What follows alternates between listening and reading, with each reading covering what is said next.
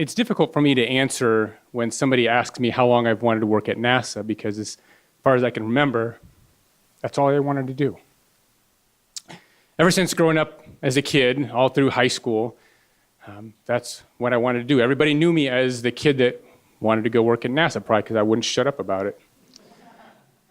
And that's what I was going to do. My mind was set on it. I was going to go to high school, graduate college, and go work at NASA. My mind was set. There was never any doubt in my mind that anything would be different than that. So I'm looking for universities where I'm going to go, and I'm taking a tour here of Iowa State, and the person giving the tour informs me that Iowa State does internships with NASA. Done. This is where I was going to go to school. So now I'm a freshman here at Iowa State, and once again, I am quickly known as the kid that wants to go work at NASA. And so, of course, the first thing I have to do for my plan is to go get an internship. So I start doing research on where I want to go. And I decide I'm going to go to the Johnson Space Center, or JSC, and not just anywhere there, but specifically within the Extravehicular Activities Group, or EVA, within Missions Operations Directorate, MOD. And I was so focused on this that a student organization that I belonged to was putting out one of those resume books, and they asked me to submit my resume. And across the top, where it says objective, I said to get an internship in the EVA group within MOD at JSC. I wasn't going to settle for anything less. But a stupid mistake my sophomore year could have ruined it all. A couple of weeks into my sophomore year, I found myself standing in front of a police officer next to my roommates and the guys across the hall. See, I was a very naive kid in the ways of many things, and that included cable splicing or stealing cable, which, by the way, is a federal offense. So the lecture began from the police officer as this is a really bad way to start off the semester, boys. And then it got very personal. Because then he said he knew of a student that wanted to work at NASA that ended up with a federal crime on his record, and he couldn't pass the necessary background checks. And at that point, all the heads in the room turned toward me. I distinctly remember that. And it was as if the police officer were just talking to me. And at that moment, I was terrified for my future. You see, just a few days prior to that, I'd gotten a phone interview from the co-op director at JSC. And I hadn't been given an offer, but I'd gotten a phone interview, and it was amazing. I was so happy just for that opportunity that I was soaring through the stars in the sky. And at this point, I wasn't just back on the ground. I was digging underground. I was so scared. And a few days later, I received the paperwork, and there it was. There was the question, have you ever been charged with a federal offense? So I called up the co-op director, and I was very open with him, very honest, told him the entire story. And he said, since I hadn't been charged with anything, to go ahead and put down no, but if things changed, to let him know. So I did. And for the next couple of weeks, the next couple of months, I could think of nothing else. And I was waiting for the shoe to drop. And towards the end of the semester, I began to realize that maybe the shoe wouldn't drop. And in fact, it never did. And after a few attempts, on my third attempt, I in fact did get selected as an intern at the Johnson Space Center. And on my third rotation, because from me, I guess things come in threes, I was then selected as an intern in the EVA group. And after my third, fourth, fifth, and sixth rotations there, after I graduated from Iowa State, I was now permanently working at NASA. And I had achieved that thing that I had so focused so much of my life to try and accomplish. But things for me were just getting started because the EVA group, the group that I belong to, is the group that trains the astronauts to do the spacewalks. And by the nature of the job, we become very close to the crew. We celebrate together, we get to know their family and their kids, and we also mourn together. So it was very personal. On February 1st, 2003, I had spent the night at my girlfriend's house, and our cell phones were ringing like crazy that morning.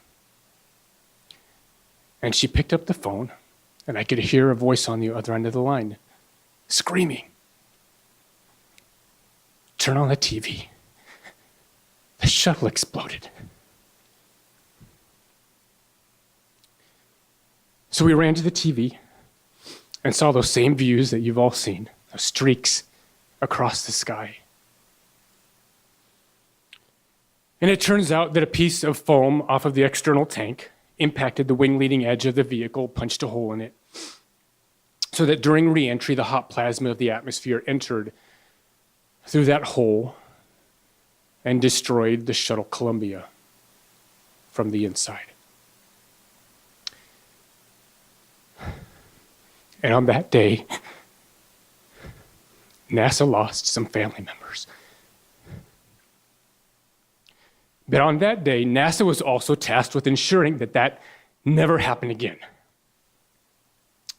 And because NASA thinks of contingencies and has a backup plan, the EVA group, the group that I belong to, was tasked with ensuring that if it did happen again, we would be able to fix it.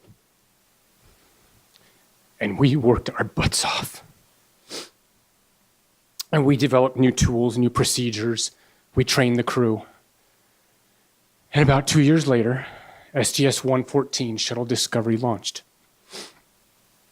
and returned NASA to space. And it was amazing getting to be a part of that crew. But things for me were still not over yet. For after many years in the EVA group, I applied to be a flight director. And a flight director, the short explanation, is the person in charge of mission control. So of course, after 3 attempts, I was in fact selected as a NASA flight director. I had now surpassed any potential career goals that I had set forth in my life. I was now a part of an extremely elite group of individuals worldwide. Because you see, since the beginning of NASA, there have been hundreds of individuals that have been selected as astronauts and have gone into space. But to date, since the 1950s, there are still less than 100 flight directors ever in the history of NASA. Gene Kranz, which you may have heard of, was number 3. I am number 82. My call sign is Lightning Flight.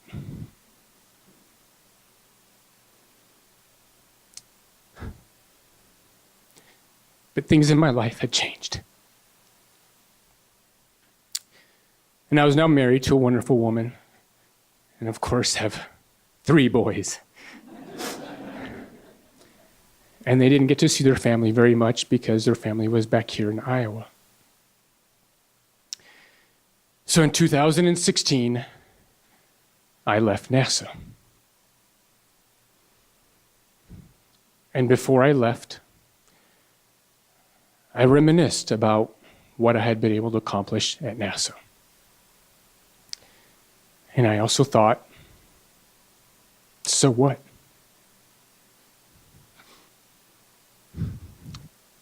So what if I did it? If I hadn't, somebody else would have. And in 5 or 10 years, will anybody at NASA even remember my name?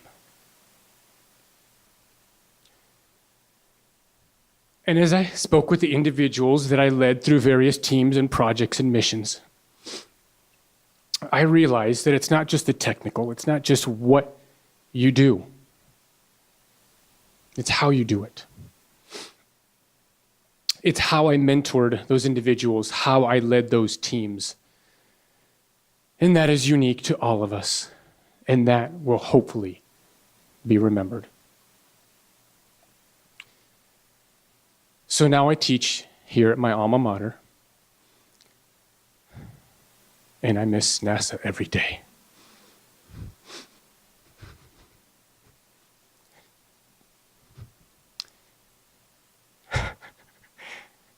But I try to think of the students that I teach, those students that wear those NASA t-shirts through the halls, that hope to accomplish just a little bit of what I was able to do at NASA. And I think about my boys, and I hope to instill within them some of the passion that I had for NASA. And not that they have to have passion for NASA, but I hope to help them find that thing in their life that they love, that they can be passionate about. Thank you.